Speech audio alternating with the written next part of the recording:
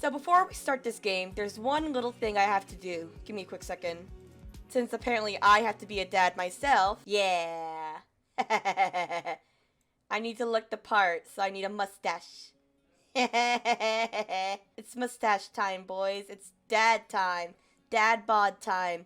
DILF hunter time. Let's go. Let's get started. Dad, wake up. Wake up. Pretend to be dead. 5 more minutes.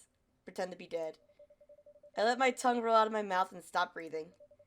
Amanda shakes me. Come on, Dad. This hasn't worked on me since I was 6. Sorry, Amanda. This is the end for me. Dad, I swear to God. Amanda, I bequeath to you all of my earthly possessions. Spread my ashes over my recliner. Okay, well, your corpse better get into the moving van because it's leaving soon. I finally opened my eyes and stood up. I'm lying in the middle of the living room, spooning a moving box. I yawn and stretch. Oh, is that my daughter? Oh, she's so cute. I love her. Hell yeah. Oh, this is where we get to make her dad now. Nice. Alright, I'm gonna try and make basically like the dude version of me. Eyes. Oh! We can have anime girl eyes. Interesting, but it's not really gonna fit my vibe. I like this cherry blossom shirt. It's really cute. Oh, but the cat suit. Ooh. The cat suit would fit perfectly. I'm gonna go with the cat suit. My name has to be Yuichi. Yeah, because it's the guy version of Yui. Yuichi. Last name, for some reason I'm thinking Nyanpasu. Yuichi Nyanpasu. Let's do it. Let's be that dad. We're daddy now. Let's go. Did you fall asleep packing? I got most of it done, I think. Searching around the room, it looks like I did a pretty good job. Every box is sealed except for one. Wait, straggler. What's in it? Looking into the box, I see a bunch of old photos and little photo albums. Well, I haven't seen these in years.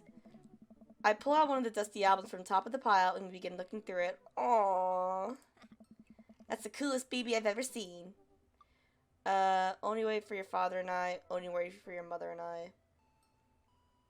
I mean, I do have a higher preference for dudes, so...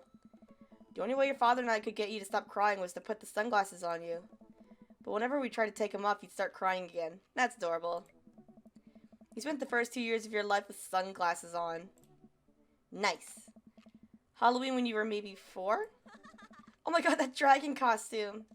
You couldn't decide between being a princess or a dragon, so you went with both. Princess Dragon. Why do I remember crying in that dragon costume?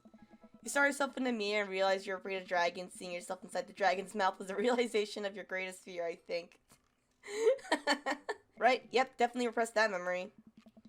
And this was you and your horse face. Oh god, she had a horse face. Just like me. Oh. Dad. I believe you need that plush horse, Sir Horsington the Brave. Oh. I don't think that was his... Amanda lunges for the photo, but I quickly snatch it away and hold it above her head with my superior dad arms. Hell yeah. Nice try, but this is important blackmail for later down the road. Exactly. You gotta blackmail your kids early before it's too late. Nah. Go ahead and try me. I've seen pictures of you and your ska band. Ouch, kid. The ska meanest manifesto had a chance back in the day. Honestly, ska music does kind of slap a little bit. Too bad it's, like, dead. I look off in the distance and reminisce about that rad horn section. Hey, it's Emma P. No, Dad, that's Emma R. I didn't meet Emma P until high school.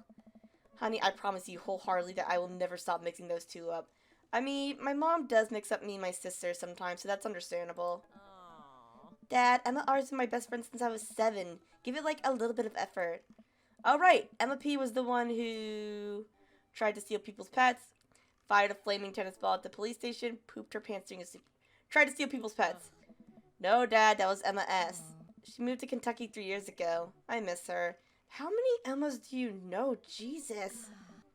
I also miss my hamster. Sir Hamilton the Brave. Anyway, I gotta show this to Emma R later. She'll get a kick out of it. The first photography award you ever won. Yeah, it got us a $20 gift card to McFriday's. And then you got food poisoning from the cheesy tostada blast. I think you mean food poisoning, you know, with a Z. Jesus fucking Christ, I'm such a dork. Ugh. Dad. Still can't drive past McFriday's without gagging. Still proud of you, though. Amanda reaches down into the box and pulls out one last photo. Neither of us say a word. We stare at the photo for a long moment. Oh, was that my husband?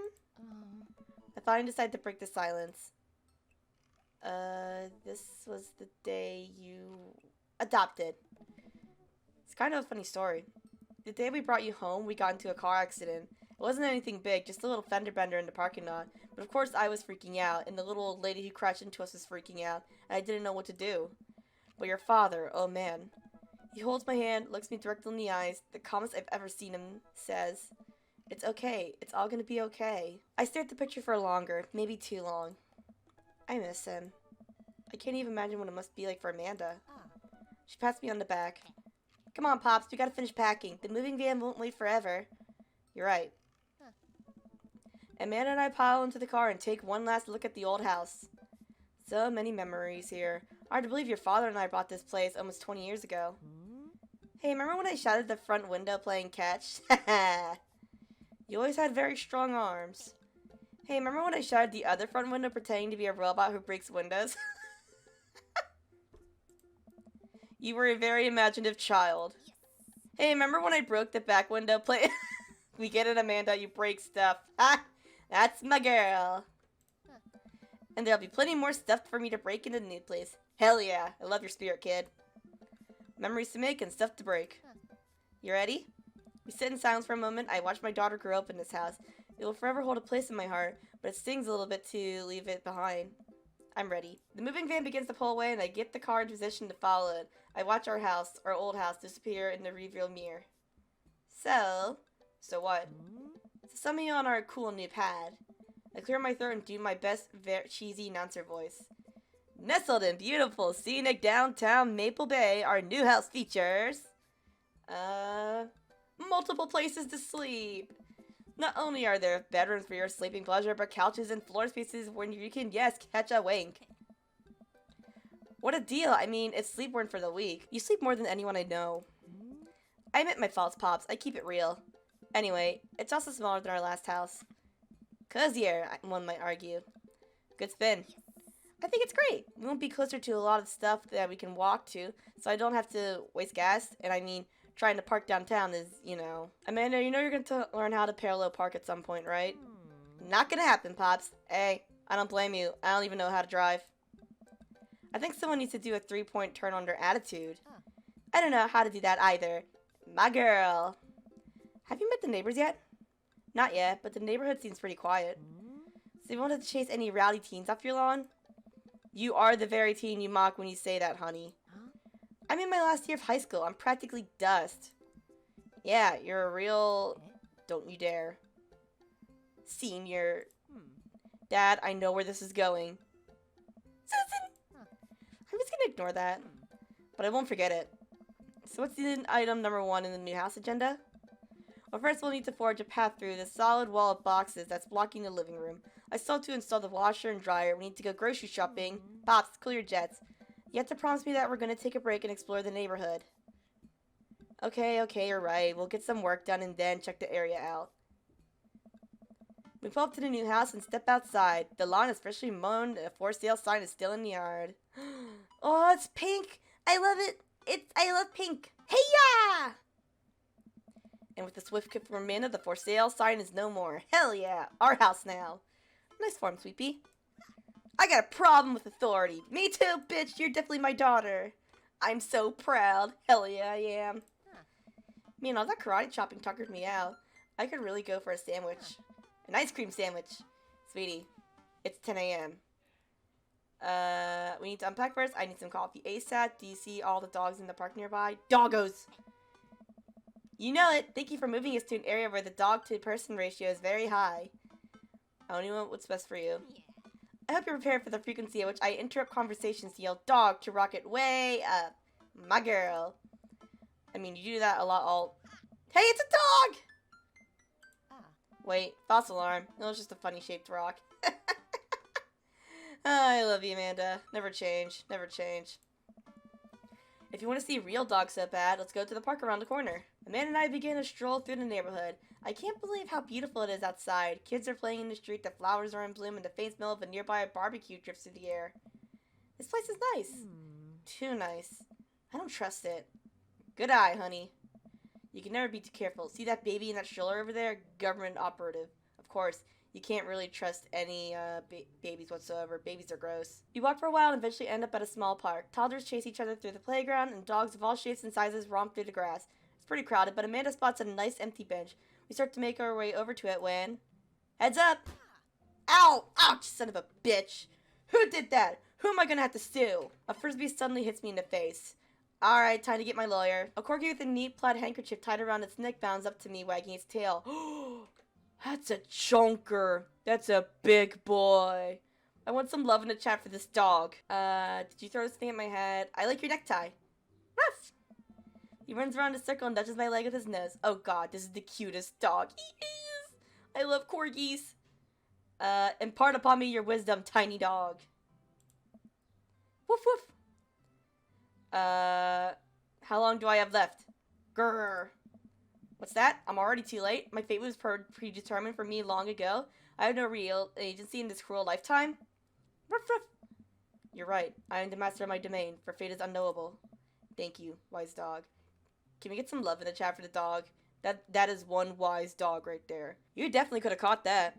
That guy in a Hawaiian shirt jogs over to us and takes the frisbee from me. Oh. Hello. You know, frisbees are traditionally caught with your hands, not your face. Yeah, well, most, shirts are usually supposed to be buttoned up, and not left out in the open to show your beer belly, but I always knew Yui was a chuny. It's that obvious. Aren't all VTubers pretty much chuny BOs in a way, if you think about it? We're traditionally not supposed to aim for people's heads. It's a new technique. I'll catch it with my teeth next time. Yeah. You caught me off guard in this round. Not again. Not ever again. Ha! I'm just messing with you. I'm Brian, by the way. Oh, and I saw those little eggplant emotes. Interesting. Interesting. I'm Yuichi. This is my daughter, Amanda. I look over at Amanda only to find her sitting on the ground rubbing the dog's tummy. Hi. Your dog's cool. Ah, old Maxwell sure loves the attention. It's great to see another father and daughter out here on such a sunny day. Where's yours? Brian gestures over to a grassy knoll where a young girl sits on a checkered blanket. She's reading a book bigger than her head. She puts it down and heads over to us. This is Daisy. She's reading the brothers Karamazov.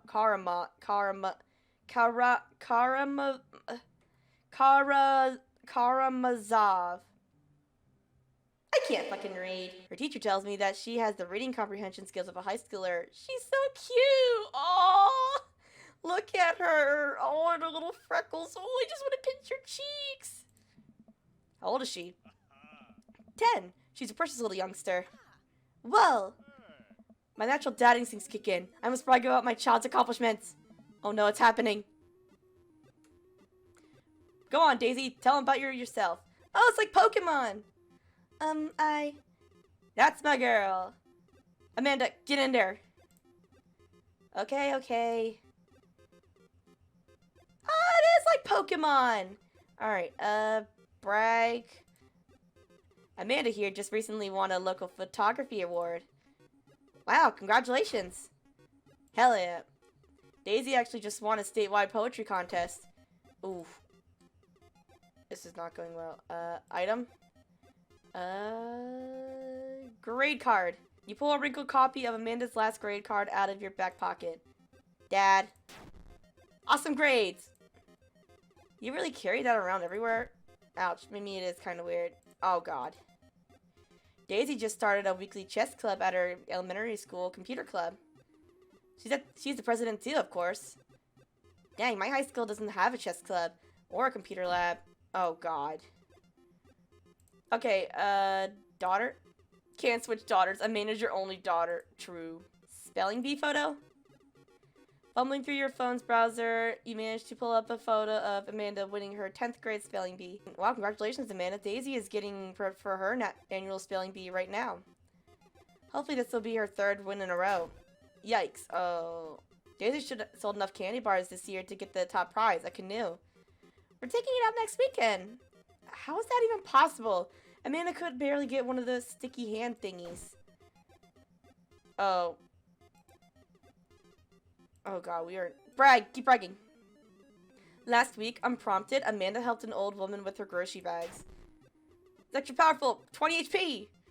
Did I mention Daisy said her first word at 10 months? Daddy. Amanda's was potty. Still cute, but maybe this isn't the time to bring it up. Oh god, we are not doing well. Amanda's in an all honors classes this semester. Oh, really? I'm actually talking to Daisy's teacher about having her skip a grade. Even Amanda kind of bristles at that one. Dang, he's really got his beat. Oh, God. Sheesh. Boy, it's been such a great treat getting to meet you two. Ah, did he have to add insult to injury by being such a gracious winner? Good thing this wasn't a Nuzlocke. So I take it that you guys are new to the neighborhood? We just moved in. Do you live around here? Yeah, we live in that cul-de-sac down next to the coffee shop. What a coincidence. That's where we live too. Small world. Yeah, Daisy and I are in that little ranch-style house on the corner. I know that house. It's just like ours, but slightly bigger and better landscape. Does this guy have to outdo me at everything? What a lovely place. Well, I don't want to take up any more of your time. Really nice meeting you guys. You'll have to stop by at some point. Yeah, definitely. Bye. Brian and Daisy walk farther into the park with Maxwell happily trotting along in tow. Do you get the feeling that he was trying to one-up us? Trying and succeeding. I can't believe that kid's only 10. What was I even doing at her age? I believe he had a thing for horses. Shame that didn't pan out. Could have majored in competitive horse studies. It's not too late to minor in horse creative writing. Too close to the truth, Dad. Let us never speak of the fantastic adventures of Sir Horsington the Brave, an epic in 7 parts by Amanda Nyampasu. This girl, let me tell you. We laugh off the horse epic and walk around the park a bit more, enjoying the day. Coffee shop. I gotta get my hands on a nice hot cup of the old bean juice or I'm gonna be useless all day. Nah, it's okay. I'm useless all the time, even with coffee. I think we passed a coffee shop on the way here. Maybe we could go check that out. Let's do it. She really is your daughter. Hell yeah, she is. I mean, I don't know how... We adopted her, so she didn't come out of me because, you know, I don't want to have any children. But, you know, she's a chip off the old block. We walked down the street to the Coffee Spoon, a cute little place on the corner. Man, this isn't such convenient walking distance from our place. I mean, I guess. What's wrong? Why would I go somewhere else and drink coffee on a couch when I could just drink better coffee at home on my own couch and not have to make awkward eye contact with other people? At least when I'm home, some random guy isn't gonna come up and sit on the recliner next to me and I won't feel like a little weird about it because technically he's not sitting at my table, but he's very much within my personal zone. Dad. And what's the etiquette when you have a dirty mug? Is there a bin? Do you go set it up on the counter because you don't know where else to put it? Or do you leave it there and feel your face flush hot with shame as you consider the possibility that there is, in fact, a bin somewhere just out of sight, and now you're just that jerk who left their mug? Dad, are you just afraid to meet new people? Yes, that is called anxiety. And you might get it too, because that shit's genetic. Oh, wait. You're adopted. That's right. Never mind. You'll be fine then. I hope. Yes, Amanda! We walk inside.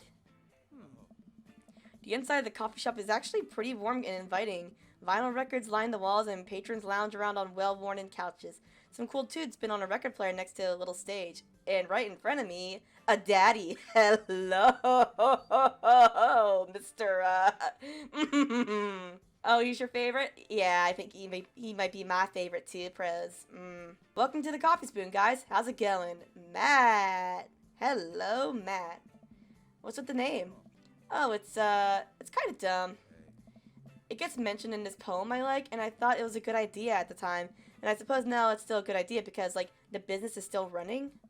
But people ask me that question all the time, and I give them the same answer every time. And now I'm standing here rambling, and I'm sure we're all getting more and more uncomfortable the more I keep talking about, man, we're in now, and I can't stop. I like him. I skimmed the chalkboard menu, and it immediately overwhelmed. I'll have a, Godspeed You Black Coffee, iced Tegan and Sarah, chai Antwood. I'll get an iced Tegan and Sarah. Good choice. I don't get it. Oh, it's a pun. Tegan and Sarah are this really awesome Canadian indie band formed in 1995. They were nominated for a Grammy in 2013 and are known for being masters of not only pop hits but meaningful lyricism.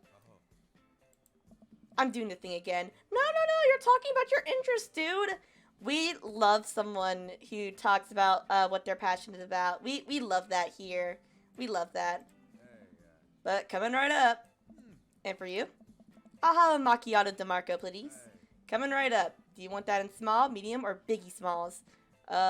Medium. Wait, is Biggie Smalls big or small? I should change that, shouldn't I? Nah, I like that. That's funny. Matt sets to making our drinks, and Amanda and I take a seat on one of the couches. What's his deal? Let the man make his puns. They're cooler bands than what you listen to anyways. Hey! Hey! Ska was cool once. Yeah, in like the late 90s.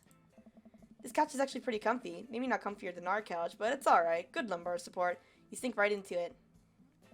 Okay, it's comfier than our couch. Amanda nudges me. This place is right next to our house, and that guy seems not only cool, but also just as uncomfortable talking to other people as you are. Ah, the anxiety mood. You love to see it. You should totally become friends with him. Hell yeah. I don't know. Come on, what did we say about meeting new people? I can't meet new people if I always stay inside and also don't go outside and also don't talk to people. See? We're making progress. Matt sets our drinks down at our table and I have a sip. The iced Teagle and Vera's delicious. Hi, we're new to the neighborhood. I'm Amanda, and this is my dad, Yuichi.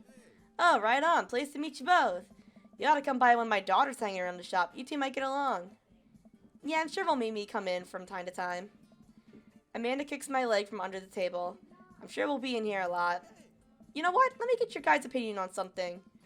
Matt goes into the back and comes out with a fresh plate of something that smells amazing. I'm working on a new banana bread recipe and I need help coming up with a name for it.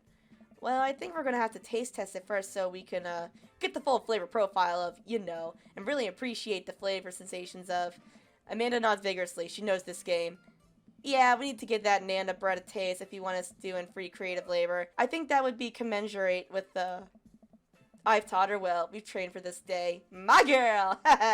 Social anxiety gang, let's go. Hell yeah. I was just gonna give you guys free banana bread anyway. Right, yes, that. Matt serves us each a plate. Amanda and I happily chow down. This is amazing! Thanks. The secret ingredient is bananas. What? There's bananas in banana bread? Guys, my mind is fucking blown right now. You have no idea. So, any ideas? I'm stumped. Well, I think I might only be able to give you dad band puns, but I'll give it a shot. Banana bread Kennedy's, grateful banana bread, right said banana bread. Right said banana bread. Like, right said Fred, but now it's about banana bread. I think the youngsters would like it despite not getting it. That actually has a nice ring to it. Really? Yeah, right said banana bread. Strong decisions. That's art, baby. I wanted to say baby because I thought it would sound cool, but once I said it, I realized that it just doesn't sound good coming from my mouth, and maybe I should leave saying baby to the professionals. He's so awkward. I love him. Enjoy your coffee. Thanks, baby. See, it sounds good when you say it. Across the way, a man catches my eye. He sits by himself brooding over a cup of coffee. Our eyes meet, but just for a moment. I hastily look away, hoping he didn't catch me staring. Who is that? We finish up our drinks and head out. Thanks for stopping in. Take care. Okay, now that we're full of caffeine, where to? I should get back to unpacking. I've got a lot on my plate right now. Did you know that moving is one of the biggest sources of stress for adults? Is it right behind the constant fear that you smell bad and everyone's too polite to tell you? Probably. Do I smell bad? Amanda gives me a whiff. You're fine, Pops. Let's just go home. I get to work unpacking the various boxes around the living room. A couple hours pass and I get some good work done. The washer-dryer unit is both washing and drying, and we can actually walk through the living room without tripping over boxes. Nice. Hell yeah. First visitor already? I walk over to the door and open it. Hello. A handsome, clean-cut man stands at my door, brandishing a plate of cookies. Hello. Hello? Oh, where are my manners? My name is Joseph. I'm your next-door neighbor. Oh, yes, hi. I'm Yuichi. That's what my name is. I saw the moving van and I thought I'd bring over some cookies. My daughter Christy wanted me to let you know that she baked them herself. Joseph leans in and whispers, but between you and me, she just sprinkled in the chocolate chips. We both shared a laugh. Kids, right? Yeah, kids. Wow, cookies, huh? So nice to meet you. Joseph hands her the plate of cookies with a smile. Well, thanks for the cookies. Amanda disappears with the cookies. Amanda, come back. And she's gone. That's my daughter. Her name's Amanda. She's a charmer. Daughters are tough. Sons are also tough. Children in general are just tough. Just little bastards, I know. I hear that. I mean, there'd have to be something wrong with you to try and raise more than 2. I have 4 kids. Oof. What have you done? Oh, I meant, Don't worry, you didn't mean to be rude. Oh no, this is the first neighbor I've met and my social life is already in a tailspin. I wonder if it's too late to move again. No. Do you know how expensive the housing market is right now? You gotta commit. Yeah, okay. Is the missus around? Mr. actually. And, no, not anymore. He died. Oh. I'm sorry for your loss. No, it's alright. Wow, this is uncomfortable. We stand there quietly for a moment, acutely aware of how awkward we both made things. That's the social anxiety mood. I'm sorry, can you close the door real quick? I look at Joseph quizzically but comply. After a second, I hear a knock on the door. Opening it, I see Joseph standing there with a huge smile. Hey, I'm your new neighbor, Joseph. I promise not to talk about your dead spouse this time. I'm throwing a barbecue for the cul-de-sac, and I'd love for you to come by and meet the rest of the neighbors in our community. What do you say, pal? Hell yeah! Let's do it! That sounds great. My daughter, May, and I would love to stop by. Also, 4 kids is a perfectly normal amount of children to have. We shake hands to seal the deal. Well, neighbor, I'll see you at 3 p.m. sharp on Saturday. Sure thing, neighbor. Joseph starts walking away, but stops to think for a second and turns around. Hey, in all seriousness, raising a kid on your own can't be easy. If you ever need to talk about stuff, I'm the youth minister at a church down the street. Oh, I don't know. I wouldn't really consider myself a youth. Yeah, I'm what is considered a boomer. You look pretty young to me, but suit yourself. And with that, Joseph's gone. He seems nice. Amanda walks back into the living room, crumbs on her face and cookie in hand. Now's the smoothest recovery I've ever seen. I should be taking notes. See, you're already fitting in great. Where'd those cookies go? They're gone. I'm sorry. If it makes you feel any better, they weren't very good. So you actually ate all of them anyway? I guess that makes it break time. Any ideas? Joseph probably wants his plate back. I think we get a ton of good neighbor points if we bring this plate back. We're gonna be the best neighbors in this whole cul-de-sac. We're gonna kick all the other neighbors' butts. Hell yeah. With kindness. No, just ass kicking. Amanda and I step outside. Shoot, I'm actually not sure which house it is. I'd hazard a guess it's the big one with all the well-groomed blonde children sitting in the yard. Good eye, kid. Now remember, we need to make a positive first impression here. Keep it light. We walk up to the kids and wave. Ugh. Oh, where are these little hellions? Ugh. Hey guys, is your dad around? They all just stare at us blankly. We just wanted to, return his nice plate and thank you for the cookies. Jeez, these definitely are Joseph's kids. They all look exactly like him. They were really good. I mean, I heard they were good. I didn't get to eat any. I chuckled nervously. Well, okay, we're just gonna set this plate down on the ground real gent, and then back away slowly. Right, Dad? Right, that's what we're gonna do. The kids' eyes bore into us as we scurry away. I can feel their gaze on my back even as we approach our house. I need something to get my mind off of those carbon copy kids. I need to rest my eyes. You've been awake for, what, 3 hours? And that's 3 hours too many. Exactly. I'll defeat you all with the power gayness in this gun I found. Hell yeah! I love that energy, Paris. Gay, homosexual, gay. As we're walking home, I hear heavy footsteps come up behind us. UHE, bro! I turn around and I'm greeted by a familiar face jogging up to us.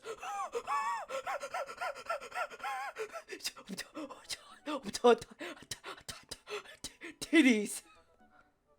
Hi, Craig? Bro. Holy wow, I haven't seen Craig in forever. It's been too long, dude. Yeah, wow, you look great. Yeah, I cleaned up my act. Cleaned up his act? Are you kidding me? He's ripped. Amanda, this is my friend Craig. We went to college together. We were roommates for a while, too. And they were roommates. Oh my god, they were roommates. And, since you guys were, roommates in college, did that mean that you two, experimented? Yeah. Amanda, dude, you probably don't remember me, but you're so big now. Hello, and hello, cute baby. Aw, thank you. The last time I saw you, I think you're about her side. This is River. Say hi, River. He picks her up her tiny wrist and waves her around. Giggle gurgles happily. Are you babysitting? Nah, dude, River's my kid. Man, it has been a long time. Feels like 1 minute we're rolling up to the exams with bad hangovers, and the next we're both fathers. Where you been, man? I was working out in California and just relocated the business back to Maple Bay. No kidding. Amanda and I just moved to the side of the town. How's Smashley doing? I mean, Ashley. Ashley is her name. She actually still goes by Smashley, and we got divorced last year. Oh, dude, I'm so sorry. It's old news. We take turns taking care of River and the twins. It's all copacetic? Nailed it. Twins? You have 3 kids? Ain't life something, bro, right? Keg Stan Craig is a father of 3. Keg Stan Craig? Oh, yeah, that was my old college nickname. He got it because he did a lot of keg stands. It's that thing where you do a headstand on a keg and then drink from the keg. Right. He was very good at it. Ah, bro, I hate to be that guy, but I'm in the middle of my daily jog, and I really gotta keep my heart rate. Brought River along for, resistance training. You jog daily? I jog yearly. I jog decadely. On January 1st, when I promised myself that I'm gonna jog daily for the rest of the year, but then give up after 30 minutes and just walk home. Well, it's never too late to get back into it, dude. You should join me sometime. I don't know. Come on, it'd be fun. We could grab breakfast afterwards, catch up. We could do a bro brunch like good old days. Alright, sure, sounds great. Great, let's get that going soon. I better get moving. Good to see you guys. Craig gives a little wave, puts his earbuds back in, and jogs off. I can't believe Craig is ripped and has kids. I'm reeling. Why's that? The Craig I knew is not too fit to be responsible for any living thing, including and especially himself. One time I watched him drink an entire jar of marinara sauce for dinner. That sounds like something I would do, bruh. Amanda, he opened up a new jar of marinara sauce and then he drank it like it was a thing that normal people do. It was unholy. And then I asked him what the hell he was doing. He said, and I quote, "It's basically a smoothie, bro." I mean, technically, he's not wrong. He jogs. He was jogging. He's like a totally different person. Anyway, we better get home. I'll have plenty of time to reflect on how old I feel later. Amanda and I flop down onto the couch. Amanda has to shove some empty boxes out of the way before she can sit. Too bad. We're going to be putting my stuff right back in these boxes in a few months. No, don't say that. Dad, it's going to be okay. I'll be fine. I know. It's just, you're my little girl. It's going to be weird not having you around. I'll come visit, and I'll text you every day, and I'll take lots of pictures. I mean, obviously, I'm a photography major. You promise? Of course. Are you going to be okay by your lonesome? Oh, come on. I'll be fine. I'll get a dog or something. A dog? Forget art school. I'll stay for the dog. Is that what it's going to take? Medium-sized dog, handkerchief around the neck. I get to name it. That's what it'll cost for me to give up on my dreams. I'm a woman of simple wants and needs. Hey, I respect the hustle, kid. Well, a dog is a lot cheaper than college. Amanda laughs. Suddenly, a pile of envelopes slides through the mail slot. Speaking of college, Amanda darts over to the envelopes and shuffles through them. She pulls one out and throws the rest back on the floor. This is from McGowan College of Art and Design. Open it. But I'm scared. It's just an envelope. Yeah, it's just like my entire future. Not a big deal. She takes a deep breath and rips the letter open with her teeth. We have a letter opener, but okay. I hold my breath while Amanda's eyes dart back and forth, scanning the letter. What does it say? The admissions committee has reviewed your application, blah, blah, blah. Her face drops. Regret to inform you that we are unable to offer you admission to McGowan College of Art and Design. Aww, I'm sorry, Panda. Amanda throws the letter on the coffee table. Oh, sweetie. It's okay. I kind of saw it coming. I knew I shouldn't have put that experimental stuff in my portfolio. Their admissions officer told me they just want to see portraits or whatever. I pull Amanda in for a big hug. You're an amazing photographer. I know how much work you put into your portfolio. Some other school is going to want to snatch you up for sure. Yeah, I know. It's fine. Are you actually fine, or are you just saying that? I'm fine, really. Her face says the opposite, but I probably shouldn't push her on this. Oh, and before I forget, Emma R and Emma P are sleeping over tonight. So... you need me out of the way because I'm painfully uncool? I would choose more delicate phrasing, but yes. Well, I'll have you know that I conveniently already have plans for tonight, so I'll have the new place to yourself. Yeah? What are your plans? Quick, think of plans. I'm secretly the mayor of the town. Gotta attend the union meeting. I'm going clubbing. Hell yeah, because I went clubbing yesterday.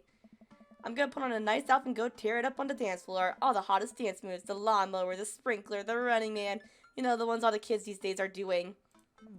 Alright, but I'm not gonna come pick you up if you blow anything this time. Not again. I'm just kidding. I'm actually going to go to bed, go out, and watch the game. Let's watch the game. Nice. Which game? You know, the game. The one that's on tonight. The game on TV at somewhere other than here. Okay, cool. While I do that, I'm gonna do drugs and commit some light arson with the Emmas. No, sweetie, no! You gotta do heavy arson. I'm concerned you're hanging with the wrong crowd. Amanda shrugs. I would have expected you guys to be up with a white-collar crime by this point. Maybe money laundering at the least. I'm a street rat, Pops. You're kidding about doing drugs and crime, right? Yes, Dad. Just making sure. I give her a pat on the head. Have fun with your sports. Are you being sarcastic? No, making fun of sports is played out. Alright then. I do some light cleaning around the house and decide to clear out right before Amanda's friends arrive. Before I leave, Amanda stops me. Hey, don't forget that you have that meeting with my English teacher tomorrow. Oh right, Mr. Vega. Yep, totally remembered. I'll be there. Wow, I guess I really didn't think this plan through. I'm not entirely sure where the closest bar is, and Amanda still hasn't shown me how to use the GPS on my phone. So I'm just gonna pick a direction and walk in it. Let's go this way. Cool. Okay, we're marching. We're marching in the direction of the game. Any game, really. In the distance, could it be? A big burned out neon sign hangs above the tiny dive bar. Jim and Kim's, huh? Alright, it'll do. The bar is small and dimly lit. The crack of pool ball sounds in the bag as patrons laugh and joke. A string of multicolored Christmas lights hover above the bartender. I can't tell if he's Jim or Kim. I pull up a seat at the bar. What'll it be? 1 beer, please. Sure thing, boss. The bartender slides me an ice-cold beer. I take a sip and enjoy the refreshing taste. Say, are you Jim or Kim? I'm Neil. Oh. Well, have to ask. I awkwardly turn my attention to the game, which is playing on one of the TVs on the wall. As luck would have it, my team of preference is not only playing, but is currently in the lead, which is always a good thing. Wow, so very specific. A middle-aged woman holding a nearly empty wine glass slides up to the bar and sits uncomfortably close to me. Oh no. It's a MILF! Hey, sailor. Oh, hello. Good to see some fresh meat in here. I'm Mary. Come here often? Oh no, I actually just moved to this part of the town today. I'm Yuichi, by the way. Are you watching the game? Yeah, my preferred team is in the lead. If this keeps up, they'll win the game with ease. Oh, I love that team. And I also love that game. I love someone who knows their way around balls. What do you mean by that? I'm getting the impression that she's a little drunk. No, really? You couldn't tell by her sexual lewd jokes and her frickin' wine in her hand? Buy a gal a drink?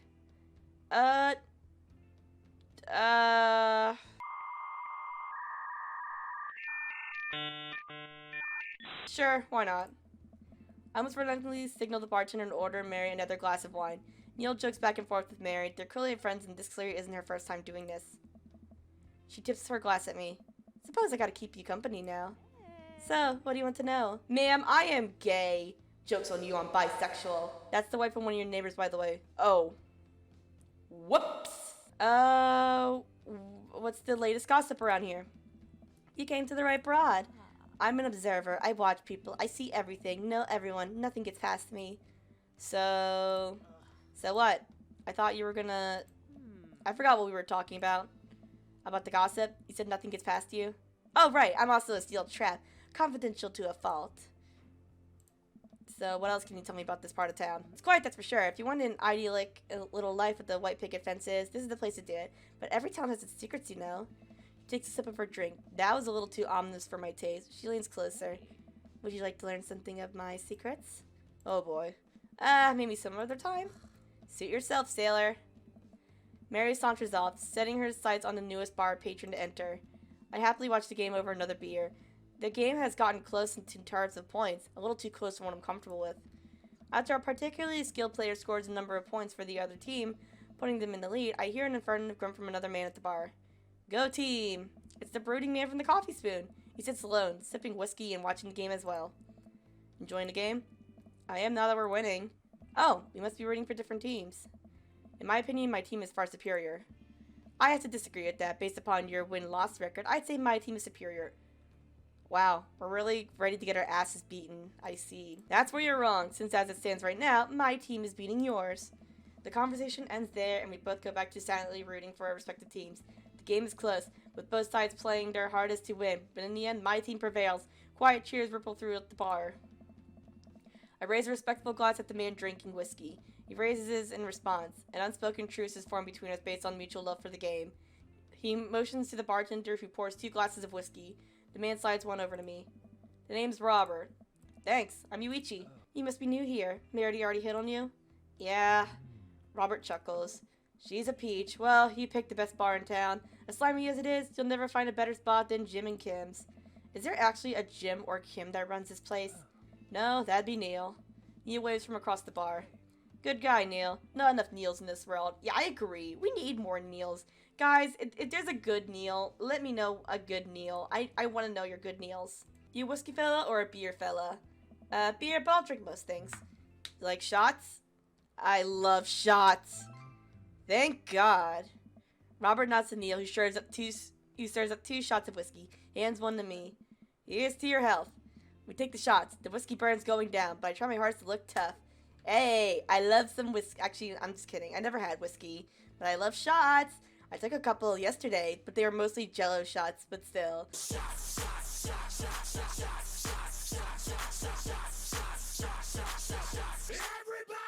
My mom's old hairdresser was named Neil. We both consider him a good friend. Hell yeah. Tell that Neil I said hi. Wait, I think this is what making friends is. Okay, Yuichi, this guy's out of my friend league, but I think if I play my cards right, we'll be pals in no time. Compliment his hand tattoo. I like your tattoo. What does it mean? It's a reminder. I wait for him to elaborate, but it seems like he's done talking. Man, this guy's mysterious. And cool. Way cooler than I am, at least. Robert signals to the bartender for another round. What are you doing here tonight? Trying to make friends. I'm new in town. Figured it might be good to put myself out there. You seem pretty cool. The key to being cool is acting like you don't care about anything, but actually care very deeply about everything to the point where it's debilitating. Wow, I'm just not able to read, am I? Really? Robert downs the rest of his drink. Of course not. He gets up. Be right back. Got a powder my nose. Never seen Robert this talkative. He must like you. I guess so. Gotta admit that Robert has a gruff charm to him. If a guy like that thinks I'm cool, then I really must be. Robert comes back from the bathroom and grabs his leather jacket. I'm gonna go home. Headed my way? Robert and I leave the bar and find ourselves walking in the same direction. I live in this cul-de-sac down the way. Does everybody live there? I know, right? It's almost like it's a coincidence and perfect for a dating sim. We get to Robert's house, which is just a few houses away from mine. We stop and he turns to me. I don't kiss and tell, Yuichi. So are we doing this or what? What? You know, do you want to come inside or not? A wave of realization rushes over me. I blush. Oh! Oh. Oh, shit. He wants to fuck. Oh. As much as I would like to, no, actually not. I'm not really that much into Robert. I mean, I'm sure a lot of people consider him a daddy. He just reminds me too much of my dad, so, no thank you. Plus, we're both drunk. I better call it a night. Catch you around? Sure. I head home, head buzzing with whiskey. What do you mean by, are we gonna do this or not? I plop down on the couch and I'm asleep before I even get the chance to take my shoes off. I wake up to a text from an unknown number. Rise and shine, early bird. Still want to work out? This is Craig, by the way. Holy crap, it's 6 a.m.? Who does 6 a.m. anymore? Without realizing it, I drift back to sleep. If he was younger, Rob would be my type. I mean, I guess same too, but at the same time, he reminds me way too much of my dad, so no. Hey, bud, still want to get your swole on? I'm ready to tear up the track. Hit me up. God, the last thing I want to do right now is work out, but it is Craig. I do want to catch up. Let's go to the gym. Hey, my man, I need a few minutes to wake up, but let's meet in 20. After a few seconds, another text comes in. Sure thing. Meet me at the gym. I stretch, my bones creak. I gotta stop falling asleep on the couch. I throw up my blanket and, hey, wait, I don't remember falling asleep with a blanket. A man must have tucked me in after I fell asleep. Bless that child. I reluctantly brush my teeth, throw on the only clothes I own that are even kind of gym appropriate, and head out. The neighborhood is quiet and serene this early in the morning. Birds chirp and the grass is still wet with dew. Surprisingly, the gym is pretty crowded. I spot Craig standing in front of stretching. Of course, he spots me and waves enthusiastically. Hey bro, good morning. Oh, no baby this time.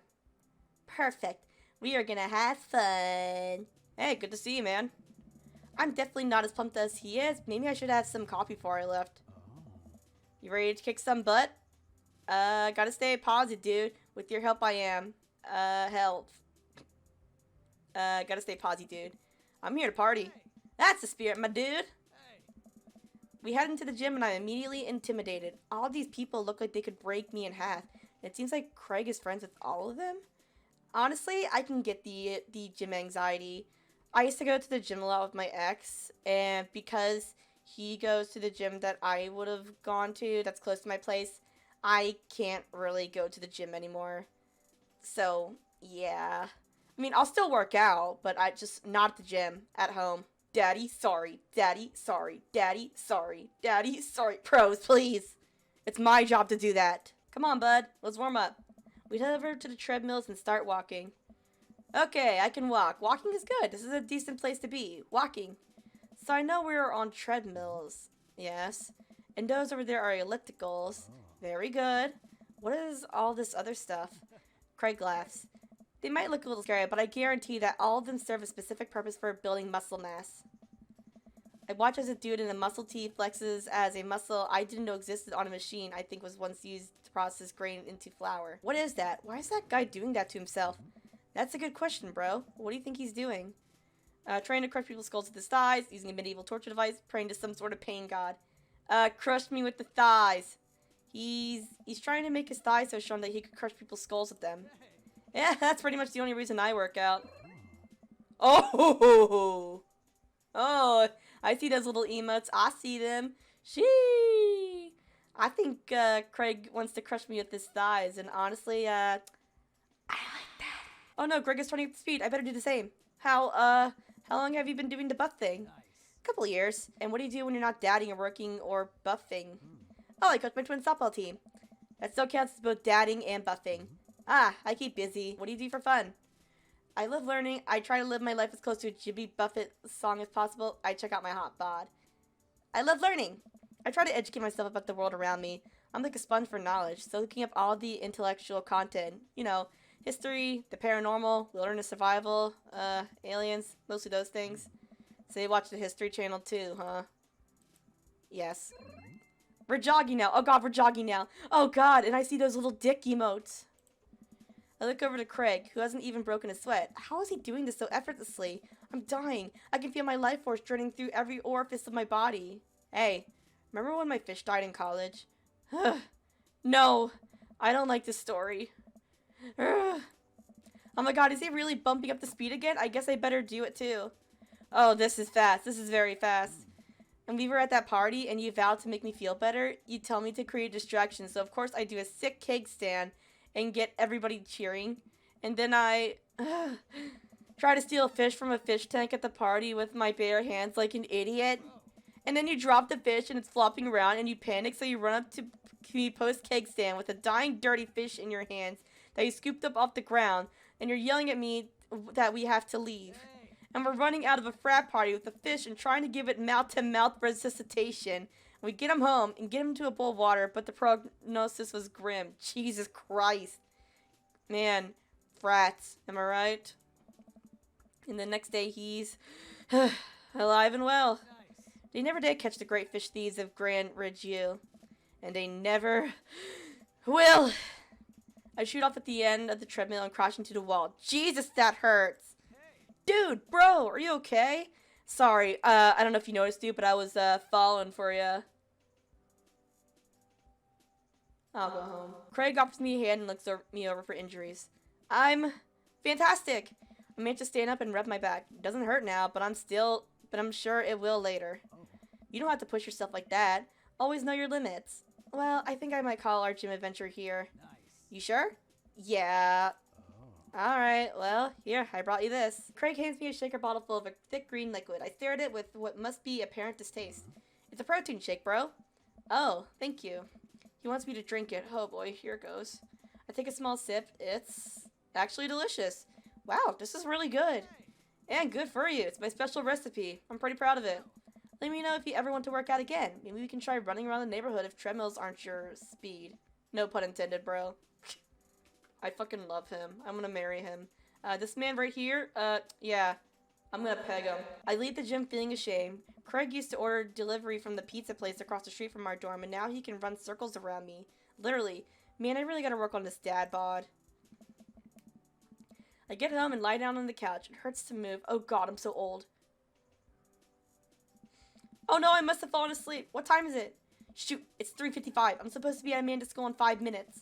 I frantically put on some clean clothes, apply a generous amount of deodorant, and run out the door. Craig and Matt are the pun dads. Yeah, I love them. I arrive at Amanda's school and check the front desk. They give me a bright orange visitor sticker and send me on my way. I'm barely awake and feeling pretty haggard, but hopefully nobody will notice. I check my watch and am relieved to see that I'm only 2 minutes late. Wait, was it room 103 or 108? I spot a youth standing at his locker and approach him for help. Excuse me, do you know where Mr. Vega's classroom is?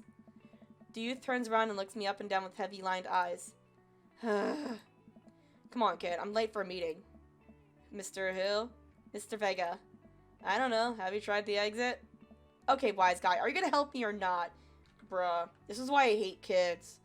Besides my own daughter. Amanda's a sweetheart, and I will protect her with my life. But this little guy here? Yeah. I'll put him up for adoption. Fine. Up the stairs and to the left. Can't miss them.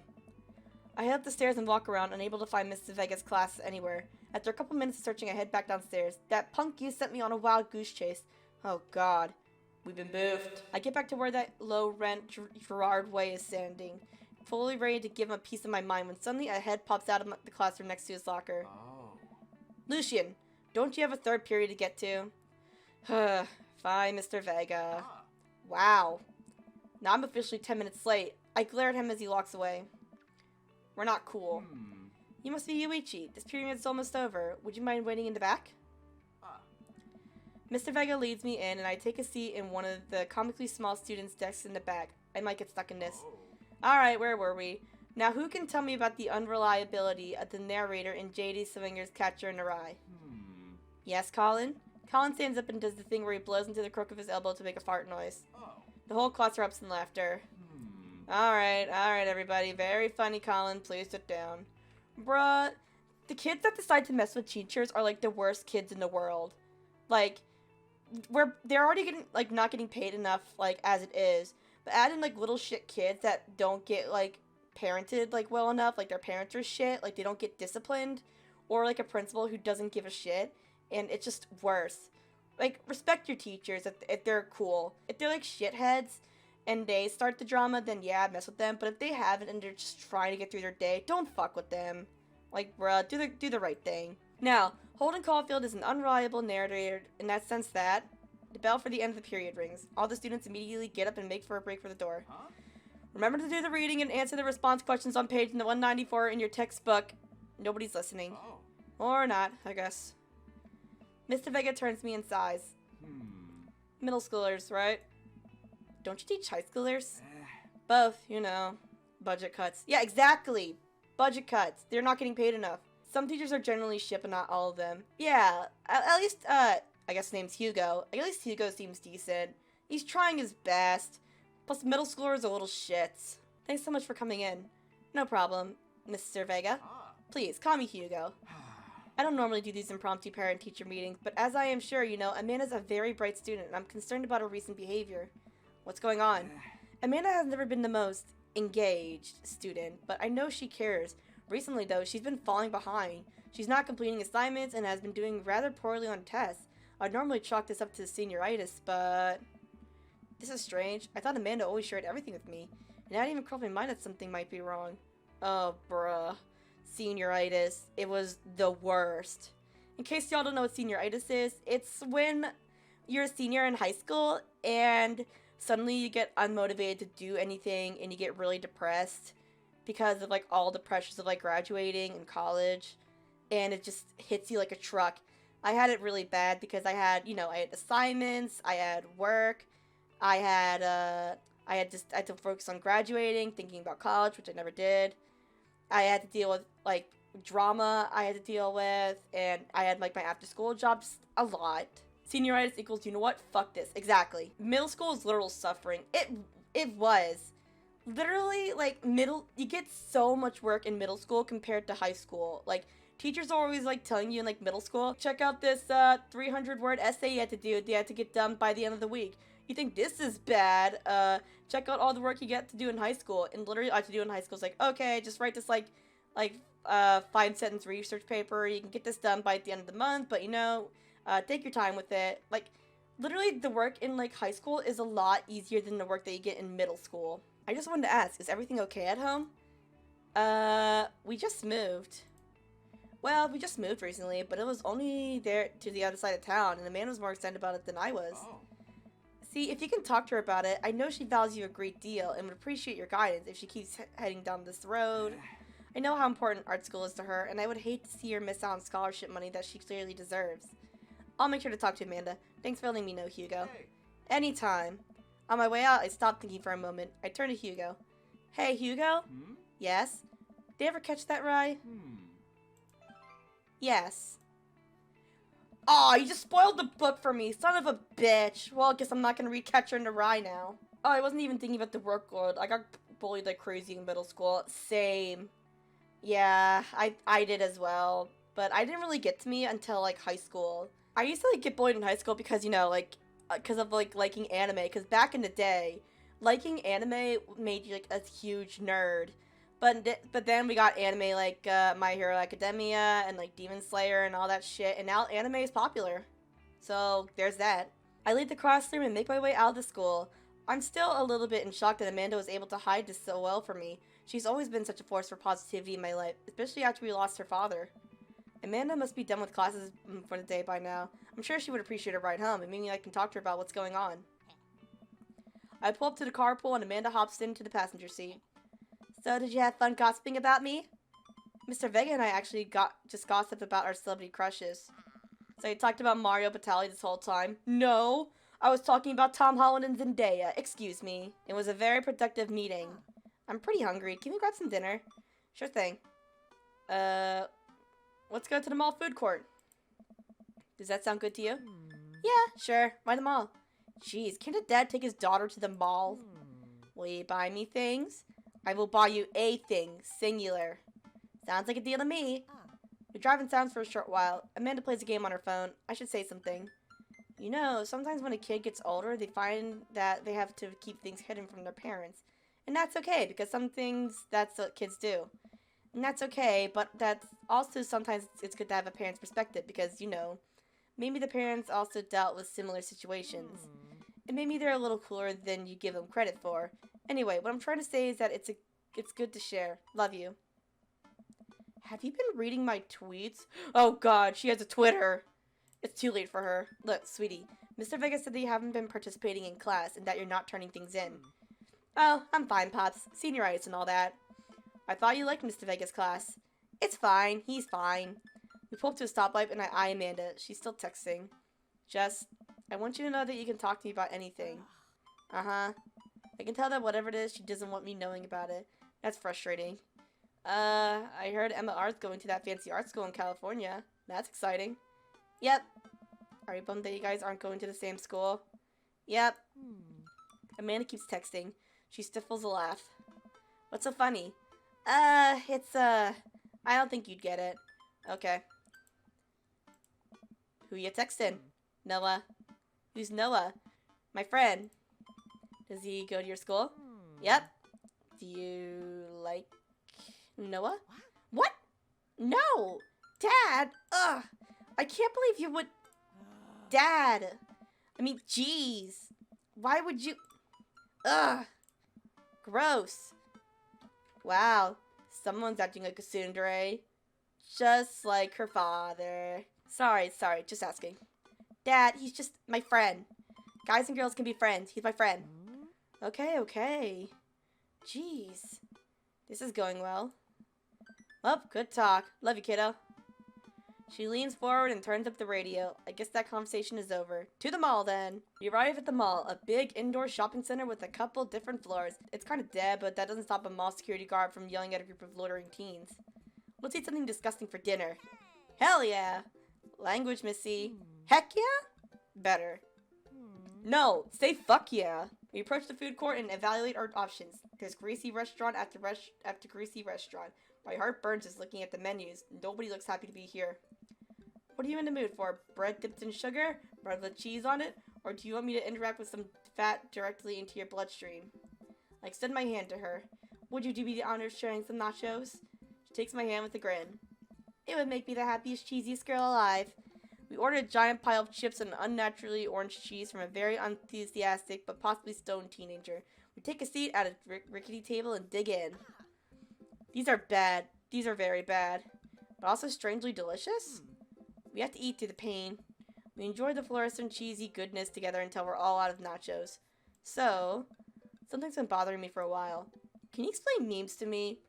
Oh god, this is not going to be an easy conversation. Which meme? All memes. Ugh. Amanda sighs deeply and places her hand in her hands. Ugh. Dad, it's complicated. See, memes are inside jokes shared by a bunch of people that get less funny the more people do it. So the problem is that by the time a meme gets to you, Dad, all of us youths have already done the joke to death. And what's worse than that is that movies and TV and video games will try to jump in on a meme train. But just based on how long it takes to make them, the meme will be long dead by the time it comes out. So it just dates it and it isn't funny. Oh shit, what up? It's that boy. Here comes that boy. Oh shit, what up? I love this game. I love this game. Where'd you now? Want to go to that goth store? What? You know, the one that's all black and tries to establish itself as an anti-establishment despite being an exact representation of the establishment? Oh, so hot topic. I don't know what store you're talking about. You know, the one where you can buy chain wallets and it's basically an assault on what people fought so hard against in the punk and hardcore movements in the 70s and 80s. Still hot topic? Dude, you gotta be more specific. The one you threw up in that one time? Oh, that one! Amanda runs into the store with me trailing behind her. She makes a beeline for the back. There it is! You can still see the outline, kinda. I'm so proud. Speech! Amanda. Speech! Speech! Speech! Speech! Alright, I'll do it if you stop chanting. Am I really about to do a speech for a fucking vomit stain? Amanda stops immediately. I clear my throat.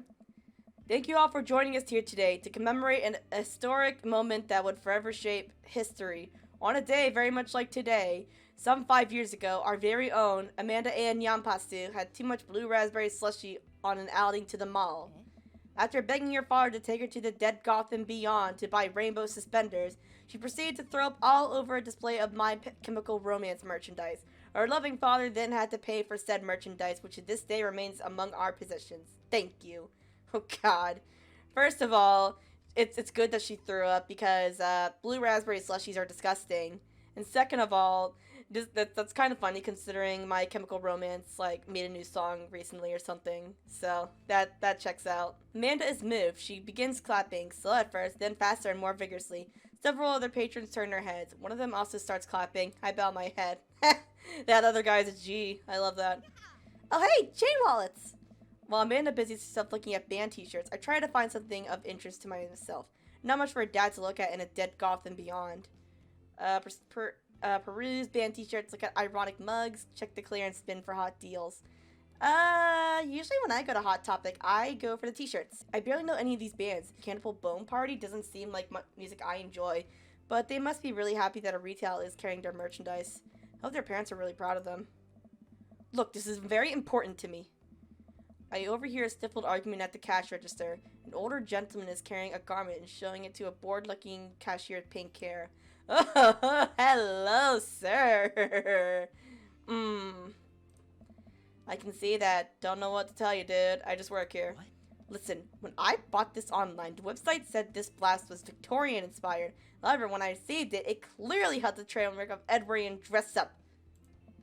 Do you want a coupon? I can give you a coupon. Will you leave if I give you a coupon? Oh god, he's a Darren. But he's hot, so, conflicting emotions. Is there a manager present? People have to know what they're buying. I am the manager. I see. Well, it seems I have outstayed my welcome. Good day, shopkeep. Your superiors will receive a strongly worded letter by post. Whatever, dude. The man whirls around and storms out, his literal coattails trailing behind him. I can't tell if they're Victorian-inspired or Edwardian in nature. Amanda trumps up to me with a t-shirt in her hand. Oh boy, here it comes. Hey, Dadtron 5000. Yes, I'll buy it for you. Wow, that was easy. Thanks. At least it's only one this time. Amanda plops the t-shirt over the counter and grins at the cashier. I love your hair. The cashier says nothing and rings Amanda up, radiating hatred. I hand her a 20. So what was that guy's deal? The cashier rolls her eyes so hard I'm worried she'll pull something. That's Damien. He's in here all the time. He's obsessed with Victorian fashion or whatever. She hands Amanda her bag and it's clear that the conversation is over. We make our way out of the store and head home to get some rest. Amanda and I sit on the couch trying to find something to watch over bowls of ice cream. Oh, cool! Long Haul Paranormal Ice Road Ghost Truckers is on. Your favorite, right? Oh, hell yes. They have to make it over to the Canadian tundra before the ice road must, but also they're hunting ghosts. Also, the trucks are haunted. This is an episode I've already seen, but it's one of the best. Calum and Flint Dogbone, the twin brother truck driving and ghost hunting duo, find themselves in the greatest peril yet. Oh, this looks like a Supernatural parody. Sounds like they're parodying Supernatural. This episode ends and Amanda sees herself to go and start arguments on the internet. Haha, my girl. I stay up a little longer, curious about the exploits of Calum and Flint Dogbone after the disastrous ice road accident. Afterward, I crawl into bed and get a good night's sleep. Morning, sleepyhead. 5 more minutes. You have never ever let me have 5 more minutes, so get up. Curses! That's what I get for relying on the school system. Fine. We have cereal for breakfast and spend this morning putting together furniture.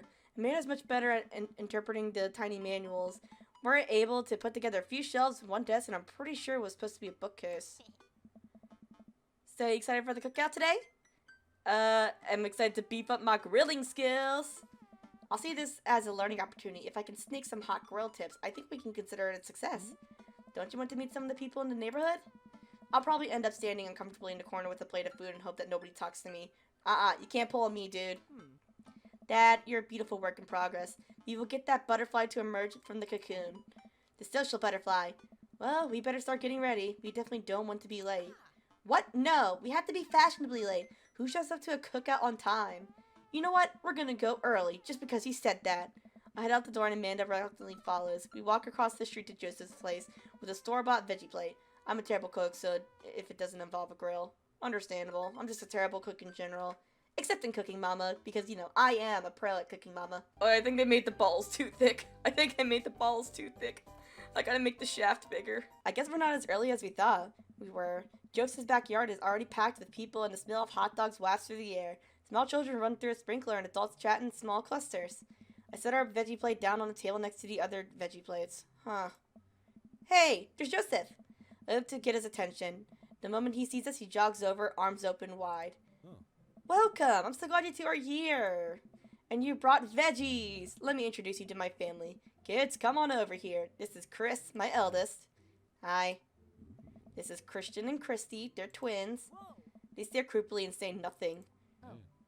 And then, of course, there's our youngest, Krish. Wait, where's Krish? Maybe Mary put him in his crib. You know Mary? Oh no, it's the one from the bar the other night. What is she doing here? Oh, and how could I forget my lovely wife, Mary? Oh. Well, good thing we just bought her a drink. Joseph pecks her on the cheek. She smiles. Ah, Mary, sweetheart. Did you put Krish to bed? I'll have to go look for him. What? You'll have to... Joseph takes a moment and regains his composure. Mary, this is our new neighbor, Yuichi and his daughter Amanda. I'd shake your hand, but I have a glass of wine that I need to tend to. I love her. Same. Gotta love the good wine milk. Nice to, meet you, Mary, for the first time. Charmed. Well, I have to go over there now. Mary leaves. Oh god, this is so awkward. I wonder if Joseph knows. I wonder if Mary knows that Joseph knows. I wonder if Joseph knows that Mary knows that I know. It takes all my energy not to run away from the barbecue and start fresh in a new city. My wife has a wonderful sense of humor, but please, you two enjoy the barbecue. All the guys are really excited to meet you. Amanda and I mill around and try to find some of the food to spread out on the table. I pick at some deviled eggs. Amanda grabs a small paper plate and immediately begins playing with baked goods. Ugh, I don't want to have to make friends. Come on, Dad, who are you going to party with when I go off to school? But I don't want to have to go through pleasantries. Neither do I, dude. It's the worst thing. Mommy, sorry. Mommy, sorry. Gina, please. We already had to deal with the daddy sorries. Dad. Ugh, they're going to talk about the weather. Go do it. Make a friend. But how could I possibly abandon my only child at a social function? That's bad parenting. This plate of cookies is my new dad. Bye. Well, at least we don't have to pay for our college. Alright, well, I'll see you all around. Amanda shoves me into the center of the yard. Well, here goes nothing. I look around the party and I'm surprised to see so many familiar faces. Isn't that the barista from the Coffee Spoon? Didn't I meet that guy at the bar? Yeah, and you almost fucked him. Didn't that guy throw a frisbee at my head? Isn't that the guy who was throwing a fit in Dead Gotham Beyond? Isn't that Amanda's teacher? Hey, I don't know, Craig. Hi, Craig. Wait a second. All these people live in our cul-de-sac? That can't be right. I'd better investigate. Matt and Hugo seem to be embroiled in an intense discussion. Craig looks on, smiling politely. I walk over to say hello. Well, I don't think it's fair to try and compare two art movements like that. Periods in art only exist because they're a unique byproduct of the social and political climate of a time and place. And to try to take something like, say, the Rococo period and compare it to the postmodernism in America, you're completely disregarding it in the context in which a work of art is created. Matt and Hugo seem to be so busy talking about that they don't notice me. Craig leans in. Dude, I have no idea what's going on. Say, man, we literally share one brain cell. I turn my attention to Craig, who seems a little more attentive to my existence. How'd resistance training go the other day? Great, little River here is a great cheerleader, aren't you, tiny bro? Craig grabs River's arms and waves them around. You can do it, Dad. I'm so proud of you. I'm sorry for pooping on you. He's such a dork. I love him. She must be a handful at that age. Oh, they always are. But it's so worth it.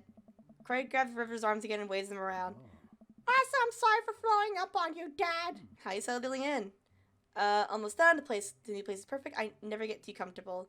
Almost done. There's still a few odds and ends to take care of before I can really call myself settled, but I think we can upgrade the situation to livable. We did livable throughout the entirety of college. Yeah, my goal was for a man to live that sort of life that didn't involve eating spoonfuls of ranch dressing as a palate cleanser between different types of pizza. She still does, though. Hey, she takes after her dad. Yuichi, how are you liking the neighborhood? It's pretty nice. Everybody's been super friendly. Seems like your daughter's fitting in just fine. Matt points across the yard to where Amanda, Daisy, and another young girl are playing. They're all sitting cross-legged in the grass, picking weeds and weeding them into little flower crowns. It's pretty adorable. The girl I don't recognize jogs over to us. What is it, sweetheart? Oh! Oh, it's a baby! Oh, she's so cute! Oh, look at her little pink overalls and her glasses. Oh, I just want to pinch her cheeks. Oh, she's so cute, just like her dad. It's a flower crown. I thought you looked cute in it.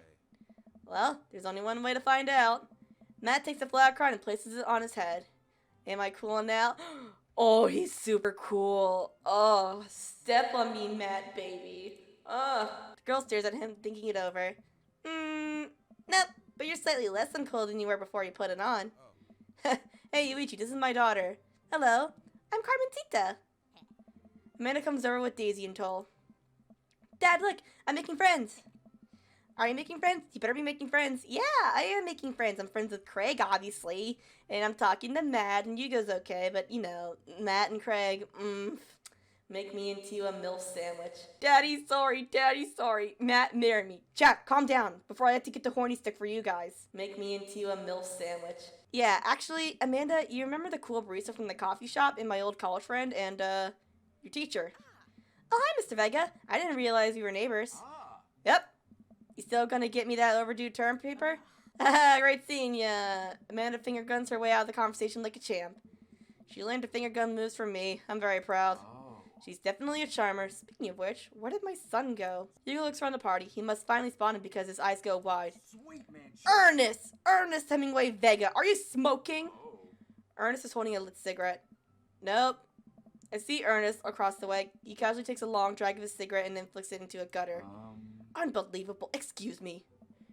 Hugo marches over to Ernest and I turn my attention to Matt and Craig. Kids, right? Man, I do not envy Hugo. The last barbecue we had, Ernest tried to shove a sparkler down Joseph's pants. Nearly burned on half the yard. Jesus Christ! He should go to jail for that. In the barbecue we had before then, he actually burned down half the yard. Oh my god! How's he not in jail? And then it spread onto my lawn and burned down half of my yard too. Oh my... What? Bruh! That's, he can go to juvie for that. For a couple years. Hugo walks back over to us, practically dragging Ernest behind him.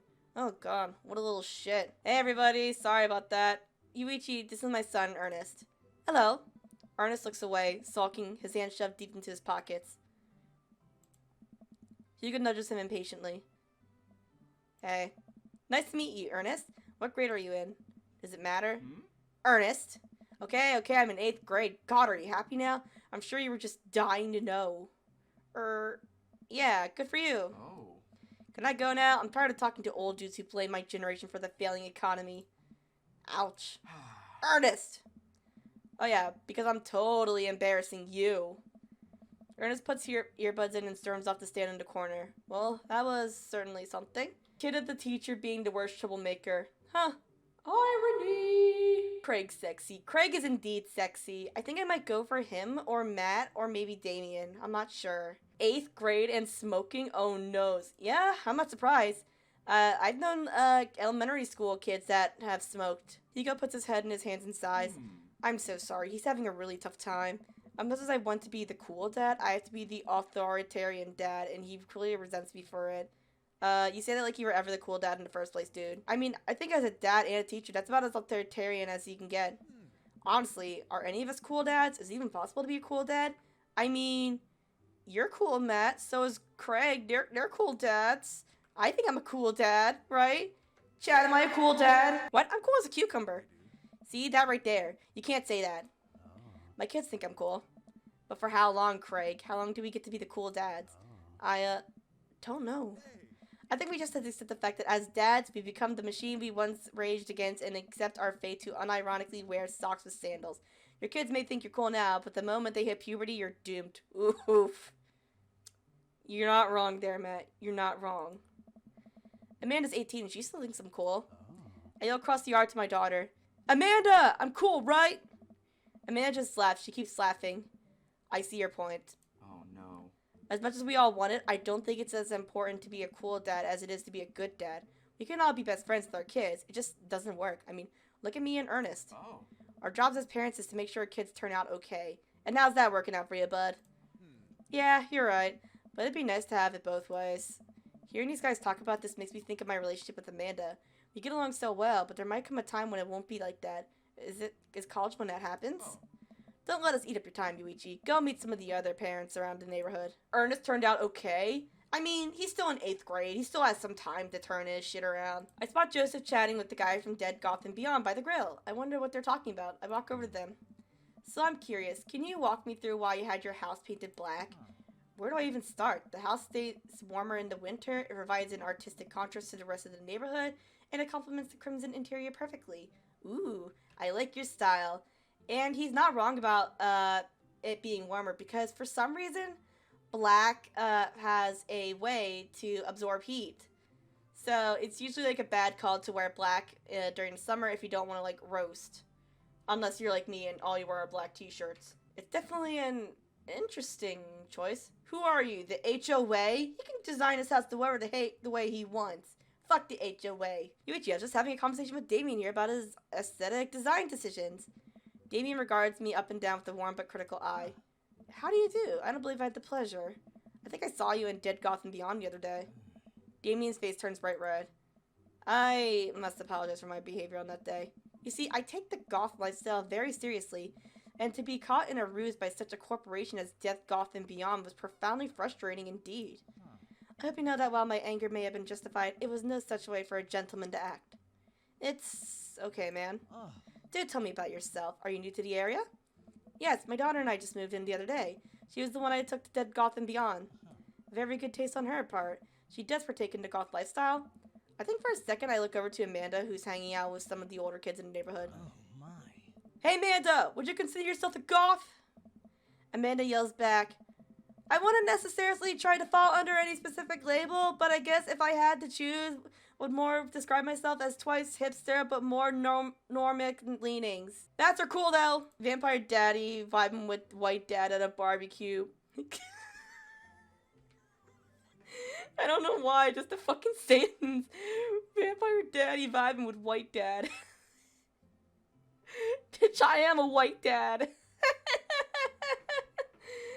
I love my chat sometimes. Are you enjoying the party so far? Oh, definitely. Thanks so much for pointing this on. It's nice to be in a cul-de-sac where everyone is so friendly and welcoming. Amanda walks up to the conversation.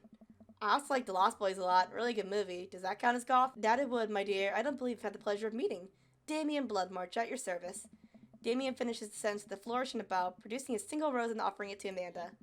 Amanda blushes and returns gesture with a curtsy. My, do you know how to treat a lady? Ooh, he's a charmer. I like him. Hello, Amanda. Seemingly out of nowhere, Joseph's twins appear. Are they speaking in unison? Hey, won't you come play with us? Oh, hell no, they're doing that shining shit. Nope, get the cross in the holy water. We need to exorcise these demons. White is caused by the reflection of all color rays, while black absorbs all color rays. That's why they are the colors they are, and why black absorbs more heat. Oh, I see. The more you know. Guys, enough with the creepy twin shtick. We talked about this. Christian and Christy slowly back away. Where do you think they got that from? Mary pops into the conversation, wine in hand. I, don't know. Mary takes a long sip of the wine. Me too, bitch. I think I might have taped over a VeggieTales VHS to The Shining. Who knows? She takes another sip of her wine. That would explain it. Oh. Where's Krish? Wasn't he with you? No, we've literally established that you had him last. You had him a moment ago. He's probably stuffing dirt in his mouth. He'll be alright. Toddlers are pretty resilient. Mary tips her glass to me. Ain't my first time to the rodeo. It's my fourth. I've squeezed 4 little... Ugh! Sweetheart, would you do me a favor and please find Krish? That would be great. I'm sure he's fine. Mary. Okay, jeez. Mary finishes her wine and wanders off. Dad, can we go now? Oh! So that's his son. Oh god, this is gonna get awkward. Ah, Lucian, have I introduced you to Yuichi yet? Hey, it's that punk from Amanda's school. I remember you. Whatever. That's no way for a young man to speak to his elders. Be polite. Lucian bows. Whatever, sir. Lucian bows again. Mr. Christensen, may I have a veggie burger, sir? Coming right up, bud. Are you vegetarian? Yep. Make that 2 veggie burgers. Do you know that some people in the Victorian era were vegetarians? They describe carnivorous type people as bloodlappers. Dad. That's really interesting, Damien. Joseph turns to the grill. Just a hint of a tattoo peeks out from underneath his sleeve. Can't believe I didn't notice it before. Looks like the bottom of an anchor. Whoa, is that a tattoo? Yep, I wasn't always a youth pastor, you know. That's so cool. Want to see mine? What? Oh, did he get a tattoo? Ooh, and his dad didn't know. Lucian pulls back some rubber bracelets, revealing a lopsided 666 in black ink. My buddy gave me a stick and poke and tattoo last week. I think it's healing up pretty good. Lucian! We'll talk about this later. That's pretty cool. What's the significance of the tattoo? I don't know. I just thought it looked sick. Well, in my opinion, the only reason you need to get a tattoo is because you want one. Careful though, that number carries weight. Man, Joseph is a way cooler youth pastor than I thought. I just figured youth pastors popped out of the womb with a Bible. Wonder what he did before preaching. I glanced across the yard and noticed Robert and Brian chatting over drinks. Man, I don't think I want to deal with being one up by Brian or whatever happened with Robert last night. Oh no, they caught me staring. Oh no, Brian's waving me over. Shoot! I flash a smile and walk over to them. Hey, guys. Yuichi! How the heck are ya? Settling into the neighborhood alright? Oh, you betcha. Got the living room in order at least. That's great to hear. I've been doing some living room work as well. Finally got the 50-inch there. The game looks really great in high def. Oh boy. Yuichi, have you met Robert yet? Yeah, we've met. Robert regards me over with his whiskey. Good seeing you again. We were just talking about my most recent camping trip. Spent a night out in the woods with Daisy and Maxwell. She's definitely not the outdoorsy one. Even caught her first fish. It's good to see you taking your daughter out like that. I bet she loved it. And it's great that she loves the outdoors. Mine loves being inside. Brian raises his eyebrows at me. Being inside and making art. She won a local competition for that art. Yep. Did I put it on too strongly? Robert stares at me blankly for a second. Anyway, I haven't gone camping in years. Not since the last time. Same here. Well, things change once you have Wait, what happened the last time? Robert takes a long sip of whiskey. Well, old Johnny Boy and me were out in the back country. Johnny Boy is a strong kid. Met him back in my army days. Cam's from Texas. They've built him tougher out there. Anyway, things go pretty south quick. Johnny Boy breaks his ankle when the rope bridge snaps. What? Damn. You can see the bone popping up to the skin. Johnny Boy's screaming now, crying for his mama, losing blood. We're 2 days out from the next living soul, and here I am with my dear friend bleeding out in front of me. I'm able to dress the wound, but now I gotta fireman carry a 6-foot, 180-pound man over some of the toughest terrain I've ever been in. I won't lie to you, there were moments during those 2 days when I thought about leaving old Johnny Boy, but you build a bond with your brother in arms, and that bond never breaks. I got that boy back to civilization, but I lost some of me out there. I guess that's camping for you. Bride and I stare in disbelief. Robert takes another long sip of whiskey. I'm just kidding. My friend John and I went inner tubing a river, and he lost a flip-flop. Missed that kid. Oh. Okay. Brian and I laugh nervously. Or am I kidding? Oh. Brian and I tense up again. I'm kidding. Whew. Amanda and Daisy barrel toward us. Daisy is holding a paper plate in front of her like a steering wheel. We gotta get out this hostage truck! Oh no, the ghost locked the doors! Quick, hit the emergency escape button! But the trucks don't have emergency escape buttons! Ugh, then hit the brake, I guess, and then we'll get out of the truck. The imaginary truck. Anyway, we're safe from the ghost, but how will we ever survive this Arctic tundra? Daisy, you might have to eat me, or are you prepared to do that? I'm prepared to do anything to survive. That's cold-blooded. I like that. Aww. Not Amanda being like a big sister to the younger kids. That's adorable. Although I'm not sure I have the materials required to properly cook you. You know, that reminds me of the last time I went skiing. Robert. Wait a second. Are you guys playing Long Haul Ice Road Paranormal Ghost Truckers? Yep. Amanda and I love that show. It's the best, especially that episode where Caleb hides Flint's keys and Flint retaliates by breaking an ancient cursed urn and sending the spirit after him. Yeah, it's such quality reality television. I don't watch a whole lot of television, but I do enjoy that show. That and war documentaries. Alright, Daisy, I found us a couple of bugs. They're gonna make a great meal. Lots of protein. Gonna keep us from starving out here in this harsh, icy wasteland. But there's a whole table of food right over the... Daisy, it's a game. We're playing pretend. It's what kids do. Live a little.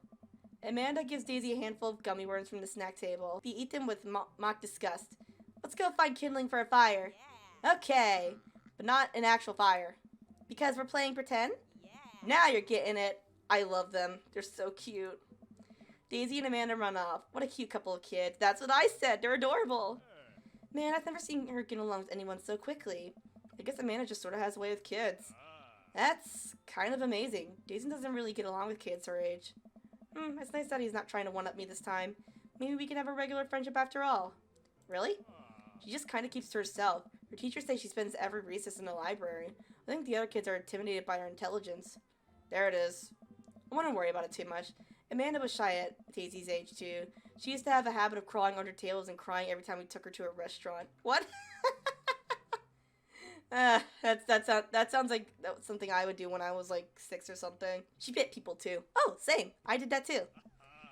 Oh, kids, right? Gotta love them. You're required to by law. Yeah, otherwise you go to jail. I hear that. Well, since they're getting along so well, maybe we should try to put together a little play date for them. They do seem to get along very well, but the thought of continually hearing about all Brian's accomplishments is rough. Yeah, that'd be nice. Well, I don't want to take up too much of your time. Go meet some of the other fellas. And without further ado, let's work some magic. Joseph closes his eyes, takes a deep breath, and gets to work. But the greatest of these, he sets patties on the grill, flourishing as he flips his spatula in the air. It's easily some of the best grill work I've ever seen. You guys think this is my first time in front of a grill? He's working faster now, effortlessly tossing cheese onto patties and perfectly grilling onions on the side. One after another, the dads take notice and crowd around Joseph to admire his masterful technique. You probably didn't know this, Yuichi, but Joseph's known around here for his grillmanship. He's ungrill-believable. Ungrill-leavable. It took me so long to read a fucking pun. I hate this. I tried to get on his level, but I just can't catch up. Oh my god, stop! Stop it! Let us keep studying. He has a rare quality about him. Oh my god, stop it, please! These puns hurt. Must we keep talking about this? Can't we just appreciate the artist? Stop! Oh my god, I swear to god, stop it! I've never seen him make a mistake. Oh my god. I hate it. I hate it here. I fucking hate this. Okay, we need to stop. This is getting too... Don't... Cheesy! Ah! I hate this! I hate this! Please stop! I agree. Please stop! All the children at the party boo the glorious display of puns in unison. Alright guys, the food's ready. Please form an orderly barbecue. It's a game about dads. There is a lot of puns. You're not wrong, but it's still painful. Dad jokes. Dad jokes everywhere. It's so painful. Man, it's so wild how all of us dads live in the same cul-de-sac. Kinda nice, isn't it? It feels like there's a real community here. Totally helps when you're just a single dad trying to raise a kid. We're happy to have you here, man. I think you're gonna like this neighborhood a lot. Plus, Amanda seems to be getting along with all the kids. If she decides to get into babysitting games, she'll make you a killing. Hey, why don't you add us all on Dad Book? Dad Book? Yeah, it's a great social network for dads to keep in touch with each other. We're all on it. So if you ever need to reach out to anyone, that's the simplest way to do it. Sorry, I'm just an old-fashioned dad. Social media goes over my head sometimes. Don't worry, Pops. I'll help you figure it out. The rest of the BBQ goes smoothly. We all trade stories and drink beer as our kids play on the lawn. Amanda breaks up a fight between Carmencita and those weird twins. I think they wanted her soul. Ugh, not Carmencita.